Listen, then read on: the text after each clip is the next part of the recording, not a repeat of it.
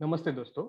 मेरा नाम डॉक्टर अमृत अरुण स्वामी है और मेरे दोस्तों ने और मेरे पेशेंट्स ने मुझे ये बहुत बार पूछा है कि अभी 1 मई से 18 साल के ऊपर सभी लोगों को, भारतवासियों को कोविड कोरोना के अगेंस्ट वैक्सीनेशन चालू किया है। तो ये वैक्सीनेशन के बारे में जो कुछ भी उनके सवाल थे, जो कुछ भी उनको जानकारी चाहिए थी, उन सब का मैंने एक छोटा-सा लेक्चर वीडियो तैयार किया है। तो मैं आप सबको ये बताना चाहता हूँ।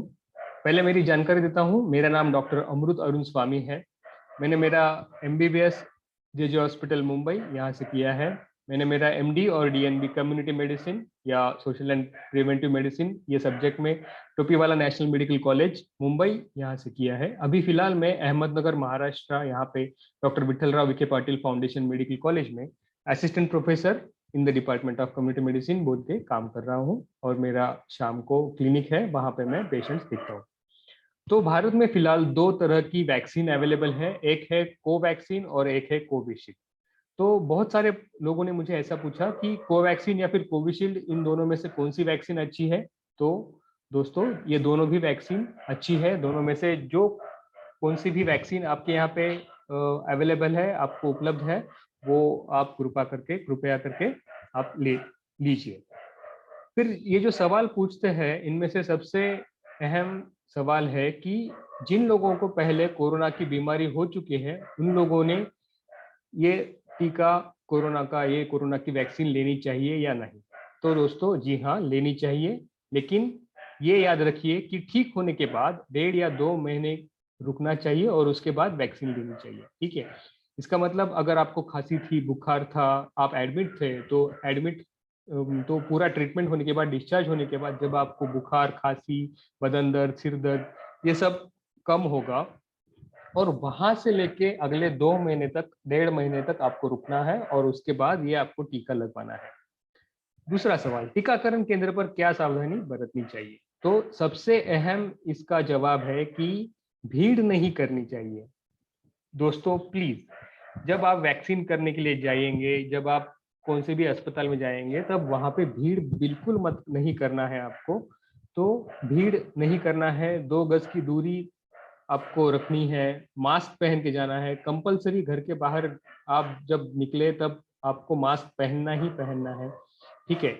और हाथों की स्वच्छता बनाए रखना है। जब आप जाएंगे वैक्सीन लेने के लिए, तब हैंड सैनिटाइजर आपका साथ में लेके जाइए और घर से निकलने के बाद, घर के अंदर आने के बाद अच्छे से सैनिटाइजर से या फिर साबुन से हाथ धोइए। और टीका वैक्सीन लेने के बाद आधा घंटे तक आपको टीकाकरण केंद्र पे रुकना चाहिए। अगर कुछ भी परेशानी हो तो तुरंत केंद्र के लोगों को बताना चाहिए। तीसरा सवाल ये है कि वैक्सीन लेने के बाद क्या मास्क और बाकी सावधानियां बरतना जरूरी है? तो हाँ, वैक्सीन लेने के बाद आपको मास्क पहनना और बाकी की सावधानियां बरतना बहुत जरूरी है। अगर अगर आपने ऐसा सोचा कि नहीं, अभी मैंने तो वैक्सीन ले लिया है, तो अभी मुझे तो कोरोना की बीमारी हो नहीं सकती है, तो ऐसा नहीं है। वैक्सीन लेने के बाद भी आपको कोरोना की बीमारी हो सकती है, लेकिन ऑलरेडी आपने वैक्सीन लिया है, टीका लिया है, इसके वजह से वो बीमारी की क्षमता थोड़ी कम होगी, यानी कि आप एकदम सीरियस होने के चांसेस कम होंगे। चौथा सवाल यह है कि क्या दूसरे डोज के वक्त, पहले वक्त जो वैक्सीन लिया है वही वैक्सीन लेनी चाहिए? तो हाँ, ये सबसे अहम मुद्दा है। अगर आपने पहला डोज कोवैक्सीन का लिया है तो दूसरा डोज भी आपको कोवैक्सीन का ही लेना है। अगर आपने पहला डोज कोविशील्ड का लिया है तो दूसरा डोज भी आपको कोविशील्ड का ही लेना है। पांचवा सवाल यह है कि क्या कोरोना के वैक्सीन से के कोई साइड इफेक्ट्स है क्या? तो जी हाँ, जैसे कि और बहुत सारे वैक्सीन के साइड इफेक्ट्स है, वैसे कोरोना के वैक्सीन के भी साइड इफेक्ट्स है। हमने ये देखा है कि वैक्सीन जहाँ पे लगाई है, ये जो आपके हाथ पे लगाएंगे वैक्सीन, वहां पे आपको दर्द और सूजन होगा और ये दर्द, ये सूजन शायद 1-2 दिन तक रह सकता है। आपका सिर दर्द हो सकता है, आपको हल्का या थोड़ा ज्यादा बुखार आ सकता है और आपके पूरे शरीर में दर्द हो सकता है या फिर आपको थकान महसूस हो सकती है। तो इन सब के लिए आपको जो दवाइयाँ देंगे वैक्सीनेशन केंद्र पे, टीकाकरण केंद्र पे, वो दवाइयाँ लेनी है।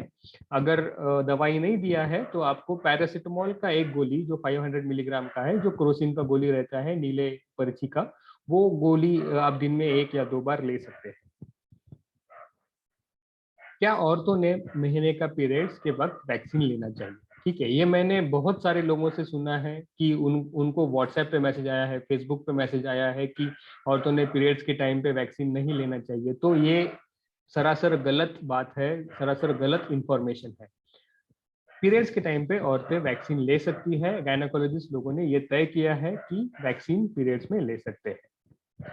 वैक्सीन लेने के बाद कितने दिनों में इम्यूनिटी तैयार होगी, यानी वैक्सीन लेने के बाद कितने शरीर में पूरा कोरोना वायरस के अगेंस्ट एंटीबॉडीज तैयार होने में कितने दिन लगेंगे। तो दोस्तों, पर्याप्त मात्रा में इम्यूनिटी तैयार होने के लिए दूसरे डोज के बाद कम से कम 2 से 3 हफ्ते और लगेंगे। मतलब पहला डोज होने के बाद 1 या 1.5 महीने बाद आप दूसरा डोज लेंगे, और फिर दूसरा डोज लेने के बाद और 2 से 3 हफ्ते या फिर 1 महीना लगेगा आपको पूरा शरीर में इम्यूनिटी डेवलप तैयार होने के लिए। वैक्सीन लेने के बाद कितने दिनों तक इम्यूनिटी शरीर में रहेगी? तो 2 डोज वैक्सीन के होने के बाद तकरीबन 6 महीनों तक ये इम्यूनिटी आपके शरीर में रहेगी। कम से कम 6 महीने के लिए रहेगी, शायद इसके बाद भी थोड़े दिन और रह सकती है। तो ये सब फ्रिक्वेंटली आस्क्ड क्वेश्चंस थे, मतलब ये सबसे ज़्यादा पूछे गए सवाल थे। Thank you very much. याद रखिए, जितना हो सके घर से बाहर मत निकलिए। मास्क जरूर पहने, जब कभी भी आप घर के बाहर जा रहे हैं तो मास्क पहने। घर के अंदर भी अगर किसी आदमी को, अगर किसी भी व्यक्ति को सर्दी, खांसी, जुकाम, बुखार है तो उसको भी घर के अंदर मास्क पहन के रहना चाहिए। ठीक है, 2 गज की दूरी दूरी समा के रखिए। हाथ को सैनिटाइजर लगाइए या फिर साबुन से धोइए। और आशा करता हूँ कि ये वीडियो से आपको फायदा होगा। आपके जो सवाल है वो उसके जवाब आपको मिल गए होंगे। अगर इसके अलावा आपको कोई सवाल है तो कृपया कमेंट्स में मुझे पूछिए, मैं आपको उनका जवाब दे दूंगा। जय हिंद, और आइए हम सब मिलके कोरोना की इस बीमारी को मात दें। धन्यवाद।